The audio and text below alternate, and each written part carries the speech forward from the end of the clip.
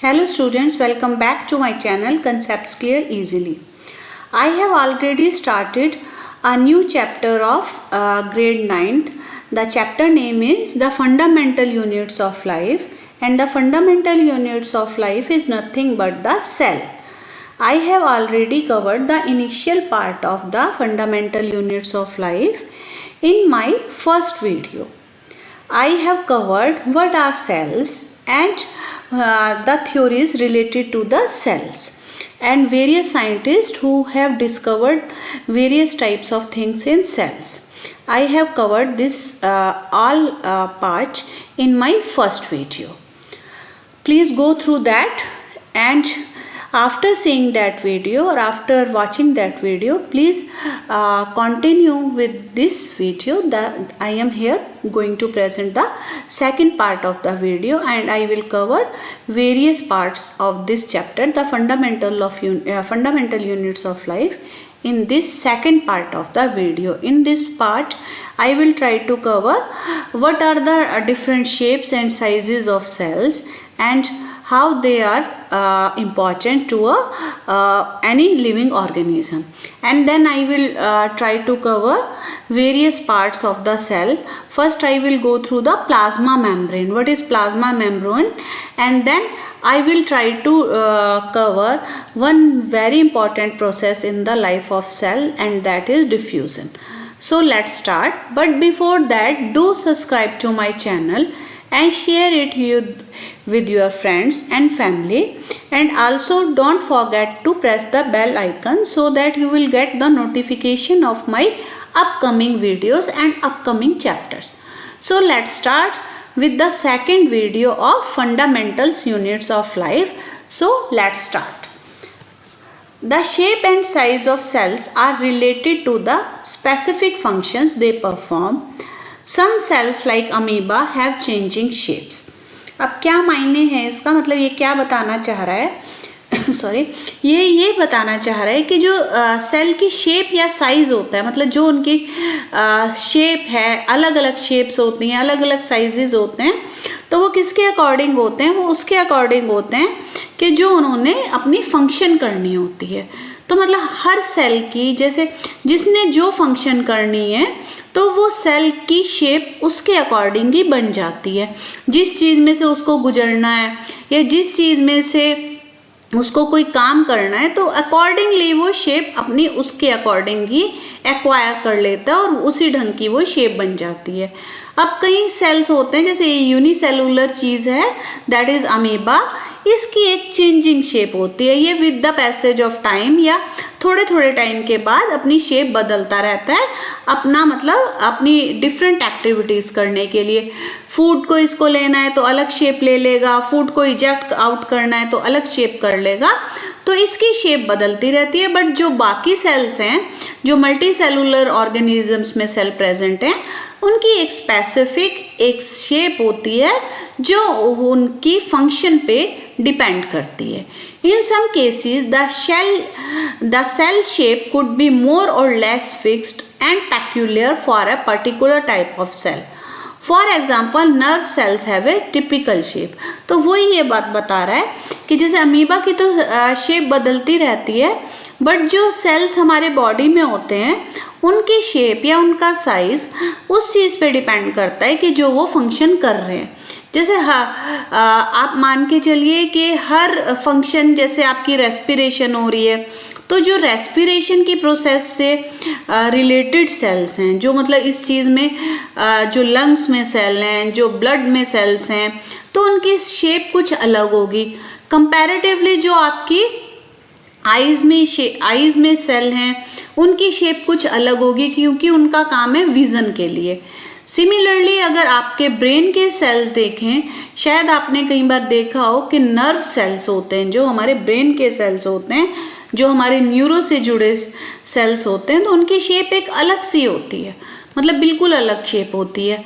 तो मतलब इसका एब्स्ट्रैक्ट क्या है, मतलब ये स्लाइड क्या कहना चाह रही है कि जो शेप होती है सेल की, वो अकॉर्डिंगली कि जो वो फंक्शन कर रहे होते हैं उसके अकॉर्डिंग अपने आप को ढाल लेती है. तो ये देखिए नर्व सेल दिखाया हुआ आपको, इसकी बहुत ही एक अलग सी सेल मतलब शेप होती है इस सेल की। देखिए ये क्या है, इसकी ऐसे ब्रांचेस सी निकली हुई होती हैं, एक पीछे टेल होती है। तो ये सेल आप सोचेंगे भी नहीं कि ऐसा भी कोई सेल हो सकता है। तो ये क्या है, ये एक नर्व सेल है। और जैसे आपको पता है आपने अपने उस चैप्टर में साउंड और लाइट में पढ़ा हुआ है कि इनकी क्या फंक्शन होती है। इनकी फंक्शन होती है इलेक्ट्रिक सिग्नल्स या को ब्रेन में ट्रांसमिट करना। Nerve cells are thin and very long so that they can carry messages over long distances in the body. तो ये देखिए अब क्या हुआ, इसका क्या मतलब हुआ कि नर्व सेल्स की जो शेप होती है वो बहुत लंबी होती है और ये इसके बहुत ज़्यादा ब्रांचेस से निकले हुए होते हैं, ताकि ये अलग अलग जगह से अपने इलेक्ट्रिक सिग्नल्स मतलब रिसीव कर सके इतनी जगहों से और उनको ट्रांसमिट कर सके लॉन्ग डिस्टेंस तक। इसलिए इसकी शेप इस ढंग की है। They have branch connection allowing them to pass messages all over the body. तो मतलब कहने का सिर्फ सिंपल यहाँ पे नर्व सेल्स दिखाने का और कोई मतलब नहीं है, सिर्फ ये मतलब है कि जो नर्व सेल्स हैं उनकी शेप अलग है। जो आपके कोई और सेल्स हैं जैसे देखिए वाइट ब्लड सेल्स हैं, वाइट ब्लड सेल्स जो आपके ब्लड में पाए जाते हैं, इनकी शेप ऐसी गोल गोल सी स्फेरिकल है और ये एक इम्यून सिस्टम का पार्ट होते हैं। और इनका मतलब अलग सी शेप क्यों होती है, क्योंकि इनको क्या होता है कि ये ब्लड वेसल्स में से निकल रहे होते हैं। मतलब ब्लड कहाँ होता है, आपकी वेसल्स में से बह रहा होता है। तो उनकी शेप ऐसी होनी चाहिए गोल सी कि हाँ जी ये आराम से उस पर्टिकुलर पाइप टाइप वेसल्स में से निकल सके, इजीली स्क्वीज कर सकें और ये गोल शेप के होते हैं। कंपैरेटिवली क्या था ये नर्व सेल। अब ये नर्व सेल आप सोचिए एक आपकी कोई ब्लड वेसल है वो कैसे निकल सकेंगे, इसकी ब्रांचेस इतनी है, इतना लंबा है और ये गोल सा है। जो आपका ये वाइट ब्लड सेल्स है या आरबीसीज हैं मतलब रेड ब्लड सेल्स हैं। तो सिर्फ इस ये जो स्लाइड्स हैं या जो ये आपकी बुक में मतलब पार्ट दिया हुआ है, ये सिर्फ ये दिखाना चाह रहा है कि डिफरेंट सेल्स जो अपनी अलग अलग फंक्शंस परफॉर्म कर रहे हैं वो अपनी फंक्शंस के अकॉर्डिंग या जो भी उन्हें रोल निभाना है आपकी बॉडी में उसके अनुसार अपनी शेप ले लेते हैं। जो मतलब अलग अलग उनको अलग अलग कर देती है, अलग अलग शेप ले लेते हैं, अलग अलग मतलब साइज हो जाता है इनका। तो यही इस चीज़ का मतलब मायने था और इससे कोई ज़्यादा वो नहीं है। देखिए ये अमीबा की क्या शेप है, ये अलग अलग है, ये अलग अलग इसने अपने पार्ट्स निकाले में और ये फिर थोड़ी देर बाद कुछ और हो जाएगा, फिर उसके बाद कुछ और हो जाएगा, क्योंकि with the passage of time ये अपनी शेप चेंज करता रहता है। और सेल्स के अनलाइक ये अपनी शेप चेंज कर सकता है सेल की। और सेल्स हैं जो आपके जैसे नर्व सेल्स हैं जो मैंने अभी दिखाए हैं या वाइट ब्लड सेल्स हैं, वो अपनी शेप चेंज नहीं कर सकते। तो सिंपली अलग अलग टाइप के सेल्स दिखाए हुए आपकी बुक में और उनका बताया हुआ है शेप और साइज मतलब फंक्शन के अकॉर्डिंग अलग अलग है। केवल यही इसका एक एब्स्ट्रैक्ट है। Each living cell has the capacity to perform a specific, certain basic function that are characteristic of all living forms. तो ये आपको पता ही है कि हर सेल की एक पर्टिकुलर फंक्शन होती है जो वो लिविंग बीइंग में कर रहा होता है। We know that there is division of labor in multicellular organisms such as human beings. This means that different parts of human body perform different functions. तो मतलब आपको पता है कि ह्यूमन बॉडी है ये एक मल्टी सेलुलर बॉडी है, मतलब बहुत सारे सेल्स से मिलके बनी हुई है और डिफरेंट सेल्स अलग अलग जगह अलग अलग रोल निभा रहे हैं। जो आपके ब्रेन में सेल्स हैं तो वो क्या कर रहे हैं, इलेक्ट्रिक सिग्नल्स ले रहे हैं। जो आपके मसल्स में सेल हैं वो क्या कर रहे हैं, आपकी मसल्स बना रहे हैं। जो आपके हार्ट में सेल्स हैं वो क्या कर रहे हैं, वो पंपिंग का रोल कर रहे हैं। सिमिलरली जो आपके स्टमक में सेल्स हैं तो वो क्या कर रहे हैं, वो डाइजेशन का काम कर रहे हैं। तो ये क्या कह रहा है कि जो जो सेल्स हैं वो अलग अलग अपनी फंक्शंस कर रहे हैं। This means that different parts of human body perform different function. तो ये ह्यूमन बॉडी में अलग अलग फंक्शंस हो रही होती हैं और उसमें अलग अलग टाइप के सेल्स अलग अलग फंक्शंस कर रहे होते हैं। The human body has a heart to pump blood, a stomach to digest food and so on. यही मैंने आपको बताया है। Similarly division of labour is also seen within a single cell. तो अब ये क्या कह रहा है, कह रहे जैसे ह्यूमन बॉडी में अलग अलग पार्ट्स हैं, अलग अलग उनकी फंक्शंस है। जैसे ह्यूमन बॉडी में एक हार्ट हो गया, एक लंग हो गया, किडनीज हो गई, आपका स्टमक हो गया, आपके आईज हो गई, मतलब हर पार्ट अलग है, हर चीज़ की फंक्शन अलग है। सिमिलरली जो आपका बेसिक यूनिट है जिससे आपकी बॉडी बनी हुई है, मतलब एक सेल, जो एक सेल है और वो बहुत सारे सेल्स जुड़ के क्या बन रहे हैं, मल्टी सेलुलर ऑर्गेनिज्म। तो अब यहाँ पे हम किस चीज़ की बात कर रहे हैं, एक सिंगल सेल की। तो वो कह रहा है जिस ढंग से ह्यूमन में अलग अलग पार्ट्स अलग अलग रोल प्ले कर रहे हैं, सिमिलरली एक सिंगल सेल में अलग अलग पार्ट्स होते हैं जो अलग अलग फंक्शन परफॉर्म करते हैं। In fact, each such cell has got certain specific components within it known as cell organelles। तो क्या हुआ, वो क्या बता रहा है कि भाई हाँ, जैसे कि ह्यूमन बॉडी में अलग अलग पार्ट्स हैं डिफरेंट फंक्शंस करने के लिए, सिमिलरली सेल जो है, एक छोटा सा सेल, बिल्कुल जब बेसिक यूनिट ऑफ लाइफ है जो आपका, जिससे आपकी लाइफ स्टार्ट हुई हुई है, इतने छोटे सेल्स में भी अलग अलग चीज़ें होती हैं। अलग अलग मतलब कंपोनेंट्स होते हैं जो अलग अलग फंक्शन करते हैं, जिसके कारण सेल अपनी लाइफ जी रहा होता है। और ये छोटे छोटे कंपोनेंट्स जो सेल के हैं, सेल के जो पार्ट्स हैं या सेल की जो भी चीज़ें हैं, उनको हम क्या कहते हैं, सेल ऑर्गेनिल्स। तो क्या हुआ, आप सेल ऑर्गेनिल्स को क्या समझते हैं, ऑर्गेनिल्स आप मान लीजिए सेल के एक ढंग से ऑर्गन्स। सेल के भी अलग अलग ऑर्गन होते हैं, लेकिन हम क्यों समझ नहीं पाते, क्योंकि हमें वो खुद ही इतना छोटा लगता है कि हाँ ये तो सेल है, एक छोटी सी ड्रॉप है एक ढंग से, या छोटा सा एक पार्ट है, एक छोटा सा मिट्टी का टुकड़ा मान लीजिए, या एक कण है, ये इसके अंदर क्या पार्ट्स होंगे। बट ऐसा नहीं है, सेल के अंदर बहुत सारे पार्ट्स होते हैं या उसके बहुत सारे ऑर्गन्स होते हैं जो आपस में फंक्शंस मिला के एक सेल को मतलब क्या रखते हैं, लाइव रखते हैं। तो जो ये सेल के छोटे छोटे पार्ट्स हैं, उसके कंपोनेंट्स हैं या सेल के ऑर्गन्स कह सकते हैं, उनको हम कहते हैं cell organelles. Each kind of cell organelle perform a specific function such as making new material in the cell, clearing up of the waste material from the cell and so on. तो क्या कह रहे हैं ये कि जो cell organelles हैं, हर का एक अलग अलग फंक्शन है। कोई तो सेल के लिए खाना बना रहा है, कोई सेल के खाना जो बनने के बाद जो वेस्ट प्रोडक्ट्स हैं उसको निकाल रहा है। जैसे हमारा एक्सक्रीशन का एक सिस्टम होता है ना हमारी बॉडी में, तो खाना बन रहा है हमारी बॉडी में, मतलब उसके अंदर क्या हो रहा है, स्टमक डाइजेशन कर रहा है, इंटेस्टाइन पार्ट्स रोल मतलब प्ले कर रहे हैं उसके अंदर सब चीज़, और जो एक्सक्रीशन की प्रोसेस है किडनी के थ्रू हो रही है।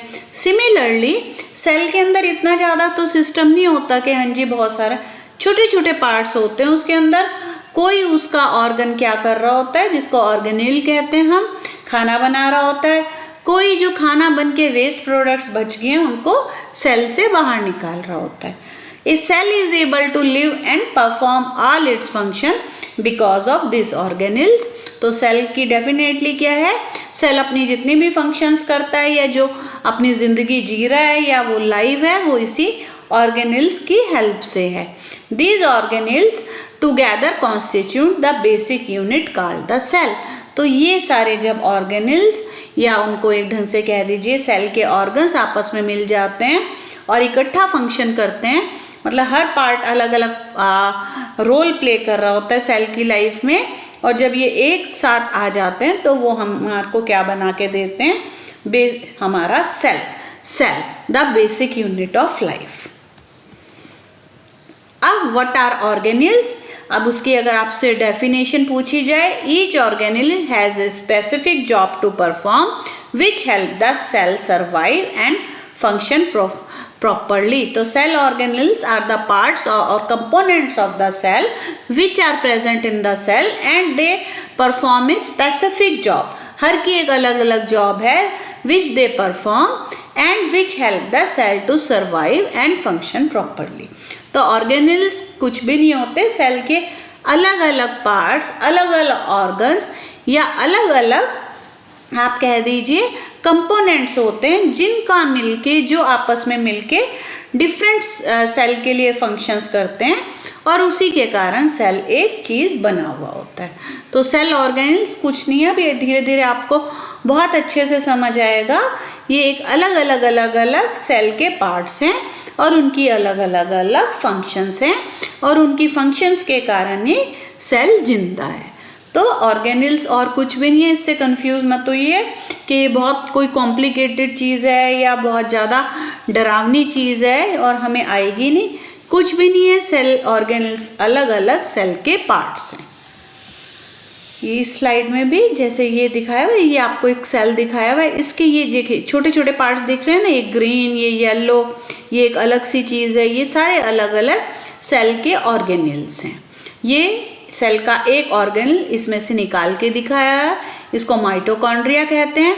ये एक और ऑर्गेनल सेल के अंदर से निकाल के अलग दिखाया हुआ है, इसको हम क्या कहते हैं, इसको हम वैक्यूल कहते हैं, जो आपको धीरे धीरे पता चलेगा।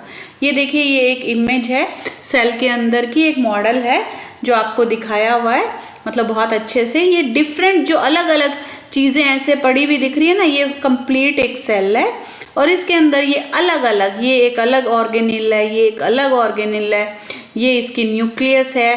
तो ये अलग अलग चीज़ें क्या हैं, सेल के ऑर्गेनेल्स हैं। और ये ही इस चैप्टर में हम पढ़ रहे हैं, what are the organelles of cells. तो ये बहुत अच्छा सा एक मॉडल दिखाया हुआ और इसका मैं आपको वीडियो दिखा रही हूँ, ये दिखाने के लिए कि सेल के ऑर्गेनेल्स क्या होते हैं। और धीरे धीरे आपको सारे ऑर्गेनेल्स पता चल जाएंगे, एक बारी में तो कभी भी कुछ नहीं आता। अब फर्स्ट ऑर्गेनेल या फर्स्ट पार्ट जो हम सेल का स्टार्ट करने वाले हैं, that is a plasma membrane. Plasma membrane तो आप शायद 6th या 5th से पढ़ते आ रहे हैं। सेल की जो आउटर कवरिंग होती है, जो एक बाहर की मतलब मेम्ब्रेन तो आप समझते हैं ना, कोई भी चीज़ जो किसी चीज़ को शेप देती है या किसी के बाहर प्रेजेंट होती है, ये एक सेल है। तो ये वाली चीज़ क्या होती है, सेल की मेम्ब्रेन, जो सेल के कंपोनेंट्स को पकड़ के रखती है या उसकी एक बाउंड्री बना देती है। तो that is a plasma membrane. और जब आप इसका स्ट्रक्चर इलेक्ट्रॉन माइक्रोस्कोप से देखते हैं तो ये इतना कॉम्प्लिकेटेड दिखता है। क्यों? क्योंकि अलग अलग कंपोनेंट्स या अलग अलग ऑर्गेनिक चीज़ों का बना हुआ होता है। The plasma membrane allows or permits the entry and exit of some materials in and out of the cell. It also prevents movement of some other materials. The cell membrane therefore is called as selectively permeable membrane. तो इसका क्या मतलब हुआ, जो cell की plasma membrane है, जो इसकी मेम्ब्रेन है, वो कई चीज़ों को तो अपने सेल के अंदर आना अलाउ करती है और कई चीज़ों को अपने सेल के अंदर आने से मना करती है। आप इस चीज़ को इस ढंग से समझ के चलिए कि जैसे कि आपको कहा है कि आप गेट पे खड़े हो जाइए, या स्कूल के गेट पे खड़े हो जाइए या क्लास के गेट पे खड़े हो जाइए, और जो बच्चे प्रॉपर यूनिफॉर्म में हैं, बिल्कुल प्रॉपर यूनिफॉर्म में, उनको क्लास के अंदर आने देना है। और जो विदाउट यूनिफॉर्म है या कुछ भी उनके अंदर शूज़ नहीं है, टाई नहीं है, बेल्ट नहीं है, कुछ भी नहीं है, तो उन बच्चों को आपको क्लास में नहीं आने देना। तो क्या करेंगे आप गेट पे खड़े होके उसी रोल को निभाएंगे। जो बच्चे फुल यूनिफॉर्म में हैं, कंप्लीट यूनिफॉर्म में हैं, उनको आप क्लास के अंदर जाने देंगे, और जो नहीं ये मतलब फुल यूनिफॉर्म में है और विदाउट यूनिफॉर्म है, या कोई भी एक्सेसरी या टाई है, शूज़ हैं, शूज़ पॉलिश नहीं है या सॉक्स नहीं है, कुछ भी नहीं है उनके पास, तो आप उनको बाहर ही रोक रहे हैं। तो आपका क्या काम है, आपका काम है उनको सेलेक्ट आउट करना।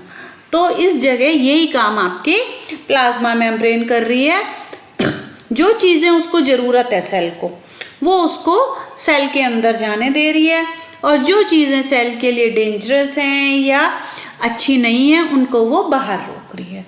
तो प्लाज्मा मेम्ब्रेन का क्या रोल हुआ, प्लाज्मा मेम्ब्रेन कुछ चीज़ों को परमिट करती है सेल के अंदर जाने के लिए और कुछ को परमिट नहीं करती। तो it also prevents movement of some other materials.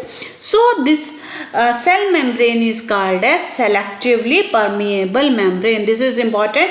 What is why plasma membrane is called as selectively permeable membrane? Selectively means select करती है ये चीज़ों को कि किसको अंदर मेरे सेल के आना है और किसको नहीं आना। ऐसे नहीं है कि हाँ जी ये ओपन द्वार है, तुम चले आओ और सेल आपको एंटरटेन करेगा, नहीं। सेल क्या करता है, चीज़ों को छांट के सिलेक्ट करके अपने अंदर लेता है और जो चीज़ें उसके लिए यूज़फुल हैं केवल उनको लेता है और चीज़ें जो उसकी हार्मफुल हैं उनको वो नहीं लेता।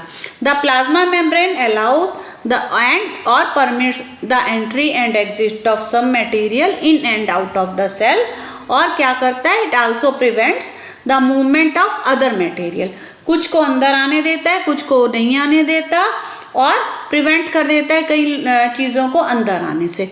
That's why the cell is called as selectively cell membrane is called as selectively permeable। permeable means जो थोड़ा थोड़ा आने दे, परमिएबल मतलब जो पास होने देती हैं चीज़ें, मेम्ब्रेन।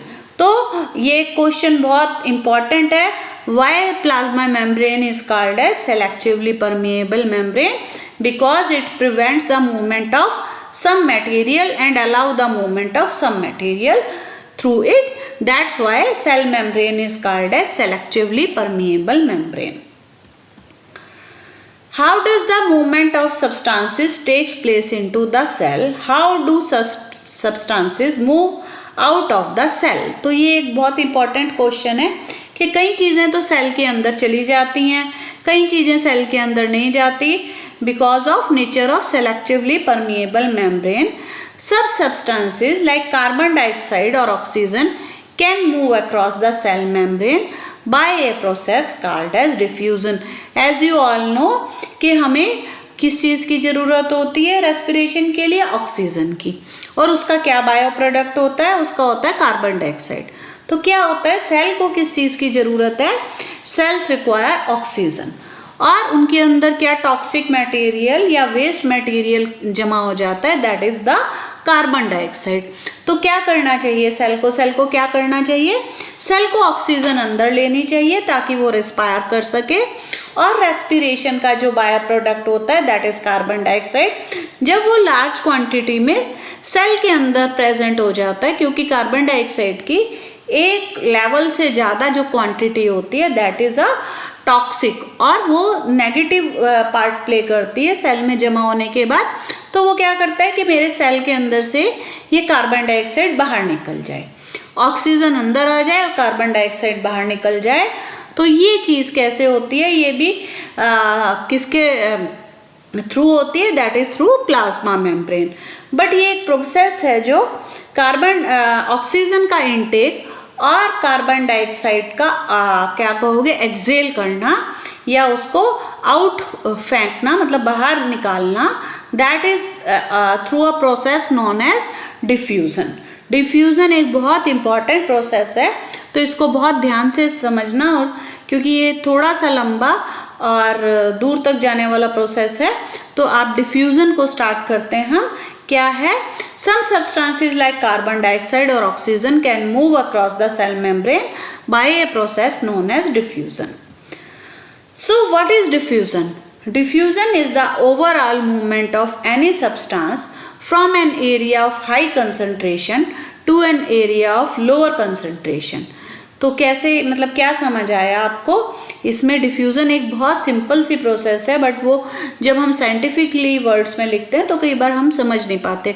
तो इसमें क्या लिखा है, this is the overall movement of any substance from an area of high concentration to area of low concentration. अब इसको सिंपल शब्दों में समझिए, किसी भी चीज़ का एक बहुत ज़्यादा जगह से, जहाँ पे बहुत ज़्यादा वो चीज़ है, उस जगह मूव करना जहाँ पे वो बिल्कुल भी प्रेजेंट नहीं है या कम क्वांटिटी में प्रेजेंट है। जैसे कि आप सोचिए, आप एक परफ्यूम खोलते हैं, परफ्यूम की बोतल खोलते हैं, तो परफ्यूम कहाँ पे है? आपकी बोतल के अंदर। और जहाँ पे आपके आसपास की जगहें हैं जहाँ पे वो परफ्यूम नहीं है, धीरे धीरे जब आप परफ्यूम को स्प्रे करेंगे या उसकी बोतल ही खोलते हैं, तो जो उसके पार्टिकल्स हैं परफ्यूम के, वो धीरे धीरे चारों तरफ स्प्रेड करने लगते हैं। तो वो हायर कंसंट्रेशन कहाँ थी उसकी बोतल के अंदर थी, बोतल से उस एरिया में जा रहे हैं जहाँ पे वो बिल्कुल भी नहीं थे। तो this is the process of diffusion. from a higher concentration to a lower concentration, or this is only what is we call as diffusion. Diffusion only happens in liquid and gases. क्यों? ये केवल diffusion की जो process है वो केवल liquids में और गैसेस में ही होती है, क्योंकि जो लिक्विड और गैसेस के पार्टिकल्स हैं they can move freely in comparative to solid. तो आप इसको इस ढंग से ज़रूर याद कीजिएगा कि डिफ्यूज़न की प्रोसेस ज़्यादातर पूछी जाती है किन किन चीज़ों में होती है। तो diffusion can be in solid and in liquids and gases only. It is an important process for living things. It is how substances move and in and out of cells. तो ये क्या है? डिफ्यूज़न क्या है? Diffusion की process के कारण ये क्या है? गैसेस सेल के अंदर और बाहर जा रही हैं। अगर सेल के अंदर ऑक्सीजन ना जाए और सेल के अंदर से कार्बन डाइऑक्साइड बाहर ना आ जाए तो सेल कैसे जिंदा रहेगा? सेल को अपने एग्जिस्टेंस के लिए ऑक्सीजन चाहिए और उसको अपने आप को बचाने के लिए टॉक्सिसिटी से या कोई गंदे केमिकल से उसको कार्बन डाइऑक्साइड को एज वेस्ट प्रोडक्ट बाहर निकालना है। तो ये दोनों चीज़ें किस ढंग से हो रही हैं? Bye the process of diffusion. और डिफ्यूज़न एक नेचुरल प्रोसेस होती है। कैसे नेचुरल होती है? कि ये हायर कंसंट्रेशन से लोअर कंसंट्रेशन की तरफ चीज़ें घूमती हैं क्योंकि ऑक्सीजन बाहर ज़्यादा है और सेल के अंदर कम है। तो ऑक्सीजन कहाँ मूव करेगी? Definitely from higher concentration. Higher concentration कहाँ है? बाहर, सेल के बाहर। तो oxygen will move from outside to inside the cell. And क्योंकि ये प्रोसेस फ्रीली हो रही है तो ये कोई एनर्जी की रिक्वायरमेंट नहीं रखती। तो ये एक इम्पॉर्टेंट पॉइंट है। Is diffusion energy required process और नॉट? तो it happens naturally and does not require any energy. ये देखिए, ये इसको डायग्रामेटिकली कैसे दिखाया हुआ है। देखिए ज़्यादा पार्टिकल्स की कंसंट्रेशन थी ना, अब डिफ्यूज़न हुआ तो क्या हुआ? ये पार्टिकल्स इधर मूव करने लगे, यहाँ से इधर। तो diffusion is the process of moving of particles from higher concentration to lower concentration. अब इसको इस ढंग से एक और लिक्विड में देखिए, ये ग्रीन कलर का ड्रॉप डाला। ग्रीन कलर के ड्रॉप की कंसंट्रेशन कहाँ थी? जहाँ पे वो डला ज़्यादा पार्टिकल्स थे और इस जगह बिल्कुल भी नहीं थे। तो क्या हुआ? धीरे धीरे ये वाला जो ग्रीन कलर है धीरे धीरे सारे पानी में मिल गया, क्योंकि लोअर कंसंट्रेशन से हायर कंसंट्रेशन से लोअर कंसंट्रेशन की तरफ ये ग्रीन पार्टिकल्स मूव कर गए। सिंपली डिफ्यूज़न हायर कंसंट्रेशन से किसी भी चीज़ का जहाँ पे उसकी क्वांटिटी ज़्यादा है उस जगह पे मूव करना जहाँ पे उसकी क्वांटिटी कम है। That is the process of diffusion. High concentration, देखिए यहाँ पे पार्टिकल्स कितने सारे हैं, यहाँ पे नहीं है, तो ये पार्टिकल्स अब यहाँ से इधर की तरफ मूव करेंगे। This is simply the process of diffusion. This happens in cells when, example, some substances like carbon dioxide, which is cellular waste and required to be excreted out by cells, accumulates in high concentration in the cell. तो ये मैंने आपको बताया है कि जब oxygen का जो हमारी सेल रेस्पिरेशन की प्रोसेस करते हैं तो उसका जो वेस्ट प्रोडक्ट है दैट इज़ कार्बन डाइऑक्साइड, जब सेल में ज़्यादा कंसंट्रेशन में एक्यूमुलेट हो जाता है या इकट्ठा हो जाता है तो उसको बाहर निकालना पड़ता है। तो वो बाहर नहीं निकलेगा तो सेल के अंदर वो गंदा वेस्ट प्रोडक्ट ज़्यादा इकट्ठा हो जाएगा और वो टॉक्सिसिटी उसको सेल को देगा। In the external environment the concentration of carbon dioxide is low as compare to that inside the cell. तो क्योंकि अब सेल के अंदर कार्बन डाइऑक्साइड ज़्यादा जमा हो गया है वेस्ट प्रोडक्ट और बाहर उसकी कंसंट्रेशन कम है कार्बन डाइऑक्साइड की, तो कार्बन डाइऑक्साइड कहाँ से कहाँ मूव करेगी? From inside of the cell to the outside of the cell, क्योंकि सेल के अंदर कार्बन डाइऑक्साइड ज़्यादा कंसंट्रेशन में मौजूद है कंपैरेटिवली टू सेल के बाहर। As soon as there is difference of concentration of carbon dioxide inside and outside a cell, carbon dioxide moves out of the cell from a region of high concentration to a region of low concentration outside the cell by the process of diffusion. देखिए इतना बड़ा ये लिखा हुआ है और इसका क्या है, सार क्या है, या उसका आप ये करिए कि इसका एक एब्स्ट्रैक्ट क्या है सिंपल सी चीज़, कार्बन डाइऑक्साइड सेल के अंदर ज़्यादा एक्यूमुलेट हो गया है एज वेस्ट प्रोडक्ट, तो इसको, और सेल के बाहर कार्बन डाइऑक्साइड कम है, तो carbon dioxide by the process of diffusion will move out of the cell. Simply इस पूरी स्लाइड का या पिछली स्लाइड का यही एक चीज़ है, जिस्ट कहते हैं जिसको कहते हैं कि हाँ जी ये कंक्लूजन है, ये है कि कार्बन डाइऑक्साइड सेल के बाहर निकल जाएगी, क्योंकि कार्बन डाइऑक्साइड सेल के अंदर ज़्यादा प्रेजेंट है इन कंपैरेटिव टू सेल के बाहर, and that process will happen by the process of diffusion. Similarly, oxygen will enter the cell by the process of diffusion when the level or concentration of oxygen inside the cell decreases. Thus, diffusion play an important role in gases exchange between the cell as well as cell and its external environment. तो वही चीज़ वो oxygen का बता रहा है, क्योंकि oxygen cell के अंदर कम है, इसको रिक्वायर्ड रहती है सेल को for the process of respiration, और बाहर के एनवायरनमेंट में ऑक्सीजन ज़्यादा है, तो oxygen will enter the cell similarly by the same method of diffusion. क्योंकि ऑक्सीजन की कंसंट्रेशन बाहर ज़्यादा है, सेल के अंदर कम है, तो oxygen will move inside the cell, और कार्बन डाइऑक्साइड मूव करेगा आउटसाइड द सेल, सेल से बाहर आएगा, ऑक्सीजन सेल के अंदर जाएगा। और ये जो गैसेस का एक्सचेंज हो रहा है, क्या एक्सचेंज, कि कार्बन डाइऑक्साइड बाहर जा रहा है सेल के, और ऑक्सीजन सेल के अंदर आ रहा है, ये किस प्रोसेस से हो रहा है, by the process of diffusion. ये सिंपल सी एक प्रोसेस थी डिफ्यूजन की। Diffusion plays an important role in gaseous exchange between the cell as well as the cell and its external environment. तो डिफ्यूजन एक बहुत इंपॉर्टेंट प्रोसेस है जिसके थ्रू गैसेस का एक्सचेंज हो रहा है सेल्स के बीच में, या सेल्स और इसके एक्सटर्नल एनवायरनमेंट के बीच में। तो ये आपकी प्रोसेस थी डिफ्यूज़न। तो डिफ्यूज़न की प्रोसेस मैंने यहाँ पे कंप्लीट कर दी, और ये डिफ्यूज़न की जो ऑक्सीजन की जो इनटेक हो रही है सेल के अंदर, ये डायग्राम वो दिखा रहा है। The concentration of oxygen molecules is greater outside the cell than the inside. तो ये देखिए ऑरेंज जो डॉट्स दिखाए हुए हैं, ये किसके डॉट्स हैं, ये दिखा रहे हैं यहाँ पे, रिप्रेजेंट कर रहे हैं ऑक्सीजन को।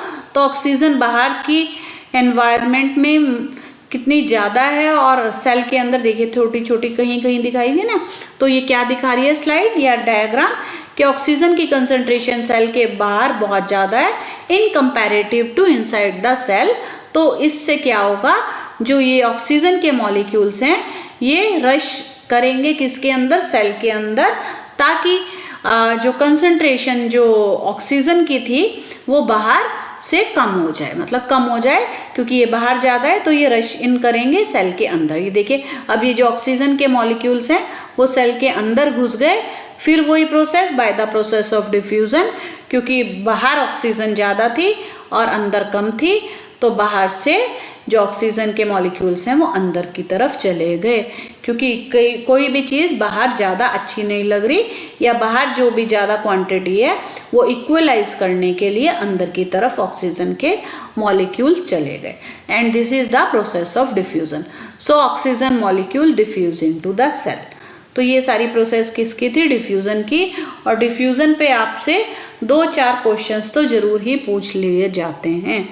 अब एक और चीज़ है, water also obeys the law of diffusion. The movement of water molecules through a selectively permeable membrane is called as osmosis. तो कहते हैं जो वाटर है that also obeys the law of diffusion, मतलब हाइयर कंसंट्रेशन से water भी lower concentration की तरफ मूव करता है, but through a selectively permeable membrane, that is through plasma membrane, and this process is known as osmosis। तो ये बस मैं अभी आपको डेफिनेशन बता रही हूँ। Osmosis we will cover in our 3rd part of this video. और अभी हमने इस प्रोसेस मतलब इस चैप्टर में हम डिफ्यूज़न ही कर रहे हैं। ऑस्मोसिस भी हम करेंगे कौन से अगले पार्ट ऑफ द वीडियो में। तो आप तब तक डिफ्यूज़न बहुत अच्छे से पढ़िए। ऑस्मोसिस भी एक अच्छी प्रोसेस है, बट अगर मैं अभी कराऊंगी तो आप लोग थोड़े से कंफ्यूज हो जाएंगे। तो अभी आप केवल एक डेफिनेशन समझ के चलिए इसकी, कि जो वाटर का डिफ्यूज़न मतलब वाटर मूव करता है from the higher concentration to lower concentration but through a selectively permeable membrane, that is through plasma membrane, that process is known as osmosis।